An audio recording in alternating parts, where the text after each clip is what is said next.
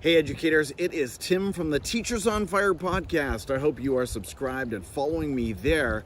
I've got something that I want to share with you that I've been thinking about, and I'm seeing a lot of these headlines, and you've probably been thinking about it too, and that is that a lot of governors and education leaders in different jurisdictions have said we can't downgrade students any further. In other words, they get to keep their best mark as of the end of the last term, and now in this remote learning environment, we can't grade them, or we can only improve their mark, which is understandable given the tremendous inequities in education. One of the following questions has been from many educators, well, if we don't have grades, how can we possibly motivate students to learn? How can we incentivize them? Where is the carrot, as it were, right? Or where is the stick? I mean, you took away our carrot and our stick with grades. And yes, that's how traditional grades have been used for all time, haven't they? And so this has gotten me thinking, what are we doing if K-12 education is all about chasing grades? As Jeff Gargas said yesterday, don't we want learners and not grade getters? So how can we structure a K-12 education system that doesn't use the almighty A or A+ to motivate students? How can we structure a system where students actually want to learn and grow, where they don't have to be paid?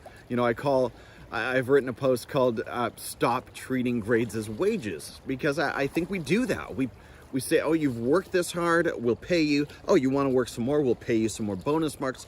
Bonus marks will pay you. And no wonder we get into this place where, students don't have access to marks, or they understand that there are no more grades to be achieved, to be realized.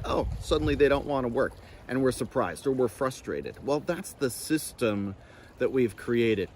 I spent 2 years in a master's program recently at Vancouver Island University, 2 years.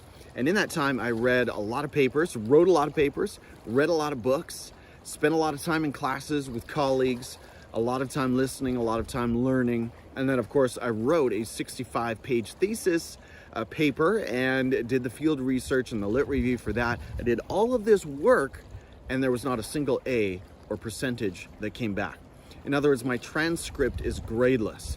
So something for you to think about is, what motivated me and my 44 classmates to actually learn and continue working? I mean, where was that incentive? I've thought about this a lot, and I keep coming back to this idea that we believed in the mission. We believed in the growth, in the development, in the process, in the destination. And of course, we had a great relationship with our professors, our instructors. We understood that they believed in us. They were giving us feedback. They were helping us along that learning journey. And I think somehow in that model, we have to bring that into K-12 education. We have to say, somehow we have to sell the mission to our students. We need to build those relationships. We need to convince them of the value of what we're doing, ultimately. And we need to persuade them that this is worthy of their time. This is worthy of their energy, their attention, their focus, their challenge, right? Because not everything in education is always going to be fun. There are going to be stresses, because we know that in the stress comes the growth. Growth doesn't happen in the comfort zone. The most growth happens in the stress zone. Just ask your nearest educator. And so these are some of the things I've been thinking about lately. I think this is an opportune time for an assessment revolution. This is an opportunity to redefine what assessment looks like in K-12 education.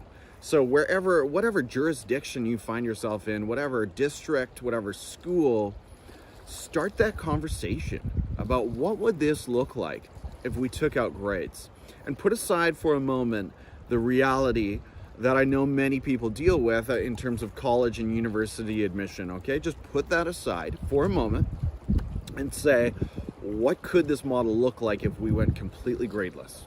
What would it look like if we said, students, this is about the feedback, this is about your growth, we're not going to hold your hand, we're going to support you every step of the way, and here's the final destination, here's the mission, here's the why, right, behind everything you're doing.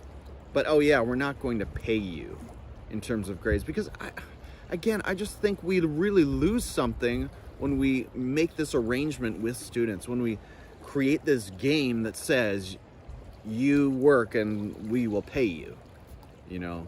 By the way, some students don't really care about our currency.